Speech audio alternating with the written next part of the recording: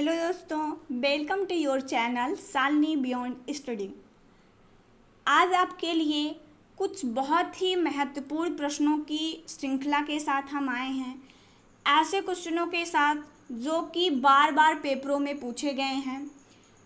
Previous year में ये सारे क्वेश्चन रिपीटेड हर साल पूछे जाते हैं। आप किसी भी ट्रेड से हो या चाहे वीआई या मार, सभी ट्रेड के बच्चों से ये सारे क्वेश्चन पूछे ही जाते हैं। ठीक है, तो आप सभी ये सारे क्वेश्चन करके ही पेपर में जाएं ताकि आपको एग्जामिनेशन में किसी भी प्रकार की कोई दिक्कत ना हो। ठीक है, चैनल पसंद आए तो आप सभी चैनल को लाइक शेयर एंड सब्सक्राइब ज़रूर करें। अपने दोस्तों के पास इसे शेयर करें ताकि और लोग भी अपनी तैयारी को बहुत ही अच्छा बना पाएँ। ठीक है, तो चलिए देख लेते हैं कौन कौन से ऐसे क्वेश्चन हैं, कौन कौन से ऐसे प्रश्न हैं जो रिपीटेड हर साल आपके पेपरों में पूछे जाते हैं। चलिए पहले क्वेश्चन की तरफ बढ़ते हैं। तो पहला क्वेश्चन है आपका 90 से 109 आईक्यू वाले। यहाँ पे आईक्यू मिसप्रिंट हुआ है। ठीक है, टाइपिंग में थोड़ी सी दिक्कत है। ठीक है, तो देख लेते हैं इसको। इसमें पूछा गया है 90 से 109 आईक्यू वाले बच्चों को किस श्रेणी में रखा गया है। ठीक है, तो ऐसे बच्चे जिनका आईक्यू लेवल 19 से 109 होता है, ऐसे बच्चों को हम जनरल बच्चे कहते हैं। ठीक है, तो सामान्य बच्चों की श्रेणी में इन बच्चों को रखा गया है।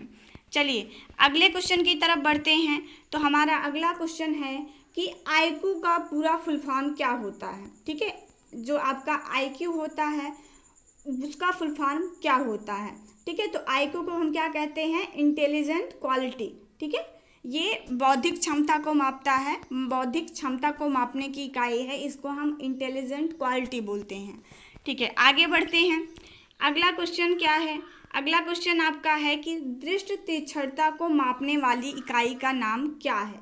ठीक है, जो आपका जो विजुअल इम्पेयरमेंट पर्सन होते हैं या सामान्य व्यक्ति होते हैं, उनकी जो देखने की क्षमता होती है, देखने की क्षमता को हम किस में मापते हैं। ठीक है, तो स्नेलन आई चार्ट होता है, उसके ज़रिए हम किसी भी व्यक्ति की विजिबिलिटी क्षमता को, मतलब उसकी देखने की क्षमता का मापन करते हैं। चलिए अगले क्वेश्चन की तरफ बढ़ते हैं। तो हमारा अगला क्वेश्चन है, इसमें भी थोड़ा सा मिसप्रिंट हुआ है। ठीक है, इसमें श्रवण अक्षमता के बारे में पूछा गया है, मतलब श्रवण क्षमता के बारे में इसमें आपसे पूछा गया है। चलिए कोई नहीं, सही कर लेते हैं इसको। आपसे पूछा गया है कि श्रवण क्षमता, ठीक है, श्रवण क्षमता को मापने वाली इकाई का नाम क्या है। ठीक है, तो जिस तरह से हम देखने की क्षमता को क्या है स्नेलन आई चार्ट में मापते हैं, उसी तरह से हम किसी भी व्यक्ति की सुनने की क्षमता को डेसिबल में मापा जाता है। ठीक है, तो इसका सही आंसर है आपका डेसिबल। तो किसी भी व्यक्ति की जो सुनने की क्षमता होती है उसको हम डेसिबल पे मापते हैं। ठीक है, एक बात इसमें बहुत इम्पॉर्टेंट जो ध्यान में रखने की है, कुछ बच्चे जो है वो ध्यान नहीं देते हैं और पेपर में डेसिबल को डीबी लिख के, मतलब डेसिबल को क्या है जो बी लास्ट में होता है उसको वो स्मॉल लिख के आते हैं। ठीक है, ये पूरी तरह से गलत है। जब भी आप लिखेंगे तो वहाँ पे आप डी, स्मॉल डी और कैपिटल बी साथ में लिखेंगे, ये आपका करेक्ट है। ठीक है, तो इसका ध्यान रखेंगे कि आपको जो है, जो आप डीबी लिख रहे हैं उस डीबी को आप इसी तरह लिखेंगे, small d and capital B. ठीक है, ये आपका पूरी तरह से सही माना जाता है। जब आप small d and small b लिख के आते हैं तो ये गलत होता है। ठीक है, तो पेपर में इस बात का विशेष ध्यान रखें, बहुत ज़्यादा आपको ध्यान रख के ये चीज़ें करनी है। ठीक है, आप सभी लोग जब नोट्स बनाएंगे अपना तो इसमें आप इसको करेक्ट कर लीजिएगा। ठीक है, ये आपका क्या है, ये आपका है श्रवण क्षमता। ठीक है, ये श्रवण क्षमता को मापने वाली इकाई का नाम क्या है, ये आपसे पूछा गया है। चलिए आगे बढ़ते हैं अपने अगले क्वेश्चन की तरफ। तो हमारा अगला क्वेश्चन है कि जो आपका, इसमें बहुत सारे मिसप्रिंट हुए हैं। चलिए इसमें आपका है नेशनल ट्रस्ट एक्ट में कितनी प्रकार की दिव्यांगता को शामिल किया गया था। ठीक है, जो आपका एनटीए था उस एनटीए में कितनी प्रकार की दिव्यांगता को शामिल किया गया था, ये आपसे पूछा गया है। ठीक है, तो आप बताएंगे एक बार नेशनल जो आपका एनटीए होता है उसका फुल फॉर्म क्या होता है। तो उसका फुल फॉर्म होता है नेशनल ट्रस्ट एक्ट। ठीक है, ये क्या होता है, national trust act, national trust act जिसे हम एनटीए कहते हैं। ठीक है, तो इसमें जो है वो 4 प्रकार की दिव्यांगता को शामिल किया गया था। ठीक है, याद रखेंगे कि एनटीए में क्या है, 4 प्रकार की दिव्यांगता को एनटीए में शामिल किया गया था।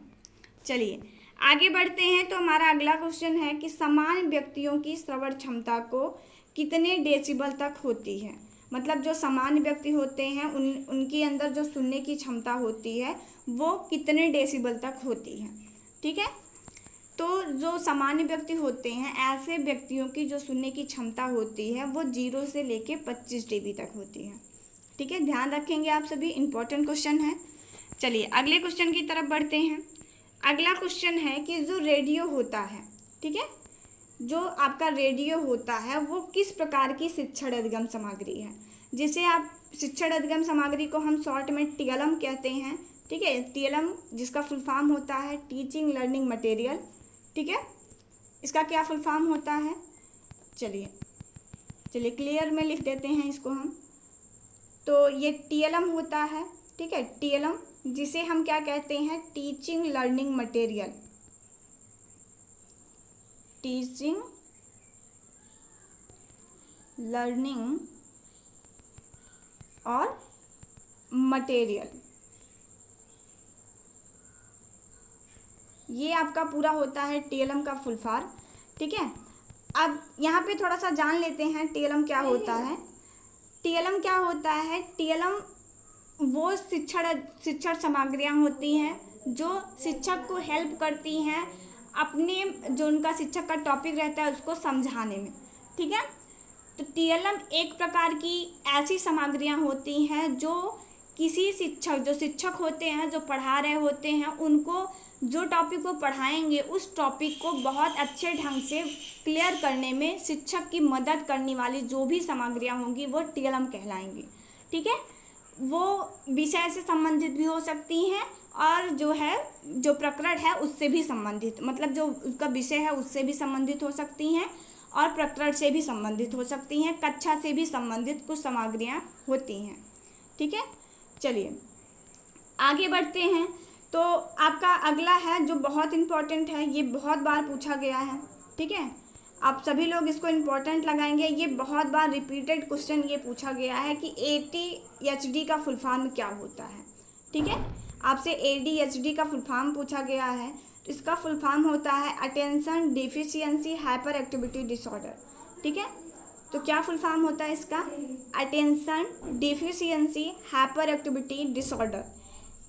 इसको थोड़ा सा समझ के यहाँ पे चलेंगे कि ADHD जो है एक प्रकार का डिसऑर्डर है। ठीक है, एक प्रकार की अक्षमता होती है ADHD, जिसमें बच्चा क्या है, बच्चे का जो ध्यान है वो बच्चा बहुत देर तक केंद्रित नहीं कर पाता है। ठीक है, तो यहाँ से आप समझ भी सकते हैं अटेंशन की बात की गई है, मतलब जो बच्चा होगा, अगर कोई भी बच्चा जो ADHD से ग्रसित होगा ऐसे बच्चे अपने ध्यान को जो है वो बहुत देर तक किसी एक पार्टिकुलर चीज़ पे केंद्रित नहीं कर पाते हैं। ठीक है, ध्यान को केंद्रित करने से संबंधित ये डिसऑर्डर है ADHD। चलिए आगे बढ़ते हैं अपने अगले क्वेश्चन की तरफ। चलिए इसमें भी थोड़ा सा मिसप्रिंट है, देख लीजिएगा। आपसे AECD का फुल फॉर्म आपसे पूछा गया है। ठीक है, क्या पूछा गया है आपसे, AECD का फुल फॉर्म क्या होता है, ये चीज़ें आपसे पूछी गई हैं। ठीक है, यहाँ पे करेक्ट कर लेंगे। तो ये क्या होता है, association for educational and communication technology. ठीक है, AECD का फुल फॉर्म होता है association for education and communication technology. ठीक है, अगले क्वेश्चन की तरफ बढ़ते हैं। तो अगला क्वेश्चन इसी से रिलेटेड है। ठीक है, वो होता है ICT। ठीक है, ICT का आपसे फुल फॉर्म पूछा गया है कि ICT का फुल फॉर्म क्या होता है। तो ICT का फुल फॉर्म होता है इंफॉर्मेशन एंड कम्युनिकेशन टेक्नोलॉजी। ठीक है, आईसीटी का फुल फॉर्म आपसे पूछा भी गया है, आप प्रीवियस ईयर उठा के देख लीजिए, बहुत बार ये क्वेश्चन पूछा गया है कि आईसीटी का फुल फॉर्म क्या होता है। ठीक है, तो आईसीटी का फुल फॉर्म होता है इंफॉर्मेशन एंड कम्युनिकेशन टेक्नोलॉजी। चलिए अगले क्वेश्चन की तरफ बढ़ते हैं। अगला क्वेश्चन वही रिपीटेड है। चलिए आगे बढ़ते हैं। तो अगला क्वेश्चन है आपका सीए का फुल फॉर्म क्या होता है। ठीक है, आपसे क्या पूछा गया है कि जो सीए होता है उसका फुल फॉर्म क्या होता है। तो सीए जिसे हम कहते हैं करिकुलम एडाप्टेशन, ठीक है, हिंदी में इसे हम पाठ्यक्रम अनुकूलन कहते हैं। ठीक है, तो ये यही होता है सीए का फुल फॉर्म। चलिए आगे बढ़ते हैं। आगे बढ़ते हैं तो हमारा नेक्स्ट क्वेश्चन है कि जो सीए होता है, ठीक है, जो पाठ्यक्रम अनुकूलन होता है, उससे आप क्या समझते हैं। ठीक है, पाठ्यक्रम अनुकूलन से क्या तात्पर्य है, ये हमारा अगला क्वेश्चन है। तो पाठ्यक्रम अनुकूलन क्या होता है, देख लीजिए एक बार। पाठ्यक्रम अनुकूलन से तात्पर्य विद्यार्थी के सामने सीखने में आ रही बाधाओं को सुनियोजित ढंग से सीखने योग्य बदलाव करना ही पाठ्यक्रम अनुकूलन कहलाता है। चलिए, कहा गया है कि जो पाठ्यक्रम अनुकूलन होता है उससे तात्पर्य है कि किसी भी विद्यार्थी को अगर पाठ्यक्रम को समझने में प्रॉब्लम है, ठीक है, अगर विद्यार्थी पाठ्यक्रम को नहीं समझ पा रहा है तो विद्यार्थी की क्षमता के अनुसार, उसकी उम्र के अनुसार, उसके स्तर के अनुसार क्या करना है, पाठ्यक्रम में बदलाव करना, जिससे बच्चा पाठ्यक्रम को समझ पाए और वह पाठ्यक्रम उसके लिए उपयोगी हो, यही होता है पाठ्यक्रम अनुकूलन। ठीक है, यही चीज़ें इसमें बताई गई हैं कि जो बच्चा अगर सीखने में बच्चे को जो मतलब आपने एक बार जो पहला पाठ्यक्रम था बच्चे का, अगर उस पाठ्यक्रम को समझने में बच्चे को कठिनाई महसूस हो रही है, बच्चा नहीं समझ पा रहा है, तो एक बहुत अच्छे प्लान तरीके से आप पाठ्यक्रम को इस तरह से बना दीजिए कि वो पाठ्यक्रम बच्चे की समझ में आ जाए और बच्चे के लिए उपयोगी बना रहे। ठीक है, तो वो होता है पाठ्यक्रम अनुकूलन। चलिए आगे बढ़ते हैं। तो आगे आपसे पूछा गया है यूडीएल का पूरा नाम क्या है। ठीक है, बहुत इंपॉर्टेंट है, आपसे पूछा गया है यूडीएल। ठीक है, यूडीएल से जो है यूडीएम जो है वो उसके बारे में आपसे पूछा गया है।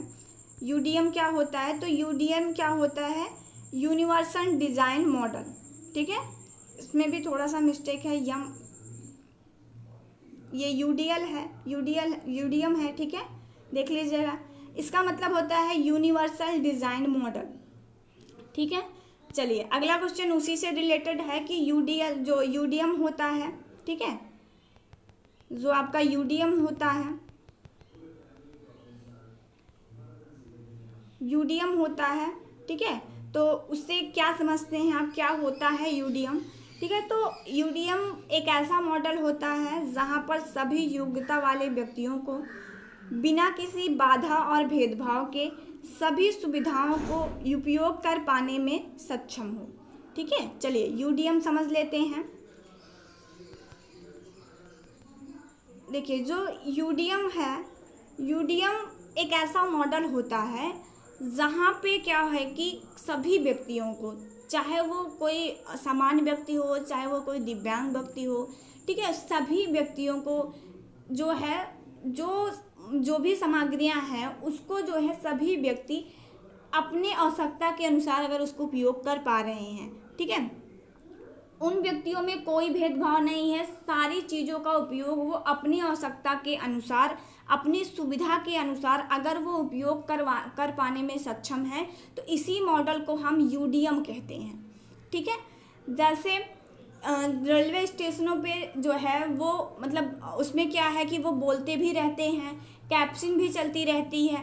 ठीक है, तो वो क्या है, एक यूडीएल मॉडल पर बेस्ड है, क्योंकि जैसे जो बोल रहे हैं उससे तो सामान्य व्यक्ति उससे समझ जाएंगे, उससे जो क्या है कि विजुअल इम्पेयरमेंट पर्सन है उससे वो समझ जाएंगे।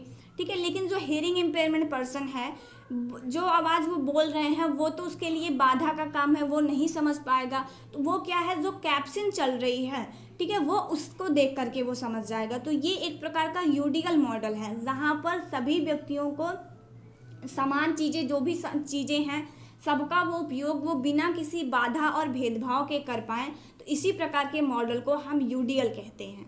ठीक है, आई होप क्लियर हुआ होगा सभी का। चलिए, तो आज इतने सारे क्वेश्चन, बहुत ही इंपॉर्टेंट जो क्वेश्चन थे वो यहाँ पे रखे गए थे। ठीक है, अगर आपको सेशन पसंद आए, ये सीरीज पसंद आए, तो please like share and subscribe जरूर करें। Thank you.